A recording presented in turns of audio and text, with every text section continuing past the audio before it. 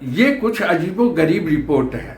सरकार ने जिन लोगों को रेवड़ी बांटने की जिम्मेदारी दी है, उन लोगों ने अपने अपने लोगों की झोली में रेवड़ी डालने का काम शुरू कर दिया। सरकार ने देश में नई तकनीकों और स्टार्टअप्स को बढ़ावा देने के लिए जनता के पैसे का एक बड़ा फंड यानी सरकारी खजाना बनाया। इस फंड का काम है ऐसी निजी कंपनियों को आर्थिक मदद देना जो देश के लिए बेहतर तकनीकी बना रही हैं। लेकिन इंडियन एक्सप्रेस की एक खोजी रिपोर्ट में एक बड़ा खुलासा हुआ है। जिन लोगों को यह तय करने की जिम्मेदारी दी गई थी कि किस कंपनी को पैसा मिलना चाहिए, उसी कमिटी पैनल के सदस्यों से जुड़ी निजी कंपनियों को करोड़ों रुपयों का सरकारी फंड बांट दिया गया। नमस्कार, दलान के दंगल में पंकज चौधरी का अभिवादन स्वीकार करें। अब आपको आसान भाषा में समझाते हैं कि मामला क्या है। सरकार के इस सरकारी फंड का नाम है research development and innovation fund, RDI fund. इसका कुल सरकारी बजट 1,00,000 करोड़ है। पहले दौर में सरकार ने तय किया कि 2,192 करोड़ रुपए कुछ प्राइवेट सेक्टर की कंपनियों को दिया जाएगा। सरकार ने फंड बांटने के लिए एक्सपर्ट्स और बड़े अधिकारियों की एक कमेटी, चयन समिति बनाई थी। इस कमेटी का काम था सबसे सही और काबिल कंपनियों को चुनना। अब इस समिति ने कुल 22 कंपनियों को चुना। इसमें 15 कंपनियां वैसी थी जिनका संबंध चयन समिति के सदस्यों से जुड़ा हुआ था। अब इन विवादित कंपनियों को 1,377 करोड़ रुपए यानी कुल मंजूर राशि का लगभग 63% फंड दे दिए गए। अब इस सिलेक्शन कमेटी के 12 सदस्यों में 11 प्राइवेट सेक्टर इन्वेस्टर्स और एक गैर वोटिंग सरकारी अफसर है। जांच में पाया गया कि कमेटी के कई सदस्यों ने उन कंपनियों को ही फंड देने की सिफारिश कर दी जिनमें या तो वो खुद शेयर होल्डर थे, उनके अपने डायरेक्टर थे या उनसे किसी न किसी रूप में सीधे जुड़े हुए थे।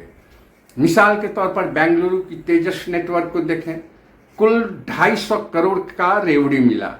ये टाटा ग्रुप की कंपनी है और चयन समिति के सदस्य KRS जामवाल इससे जुड़े थे। दूसरा चेन्नई की एक कंपनी है अग्निकुल कॉस्मोस, इसे 200 करोड़ रुपए दिए गए। अब कमेटी मेंबर गोपाल श्रीनिवासन की इसमें हिस्सेदारी है। इसी तरह थाने स्थित मनास्टू स्पेस टेक्नोलॉजीज को 116 करोड़ रुपए, बेंगलुरु की पेप्ट्रिक्स टेक्नोलॉजी को 86 करोड़, बेंगलुरु की एस्ट्रोम टेक्नोलॉजी को 64.05 करोड़, पुणे स्थित नोकार्क रोबोटिक्स को 11.41 करोड़ रुपए मिले।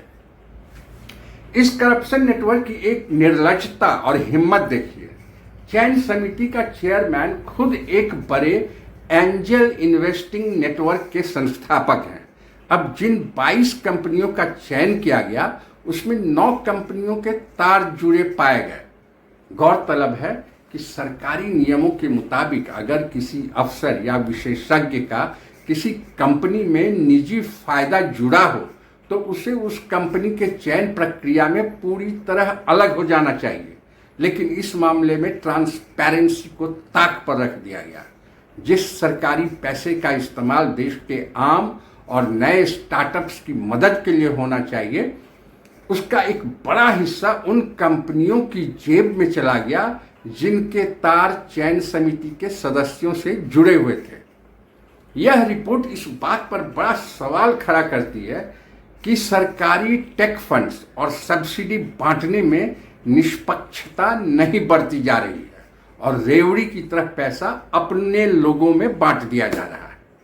एक्सपर्ट्स का कहना है कि जब सरकार निजी क्षेत्र के साथ मिलकर फंड चलाती है तो निगरानी की कमी के कारण इस तरह का करप्शन और कन्फ्लिक्ट ऑफ इंटरेस्ट आसानी से पनप जाता है।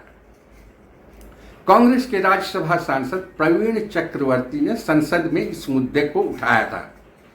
इसके जवाब में विज्ञान और प्रौद्योगिकी मंत्री जितेंद्र सिंह ने लिखित जवाब में स्वीकार किया कि चयन समिति के 7 सदस्यों ने अपनी अपनी वित्तीय हिस्सेदारी की घोषणा की थी।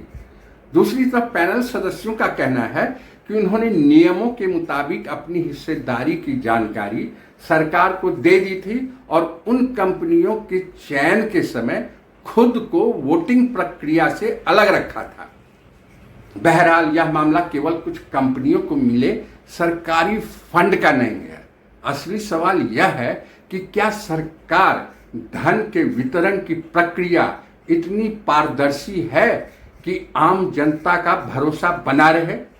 समिति के सदस्यों का कहना है कि उन्होंने नियमों का पालन किया और हितों के टकराव की जानकारी पहले ही दे दी थी। दूसरी ओर यह मामला सरकारी फंड के आवंटन में पारदर्शिता और जवाबदेही को लेकर नई बहस भी खड़ा कर रहा है। तो आज के लिए बस इतना ही। फिर मिलते हैं किसी और मुद्दे के साथ। तब तक के लिए धन्यवाद और शुक्रिया।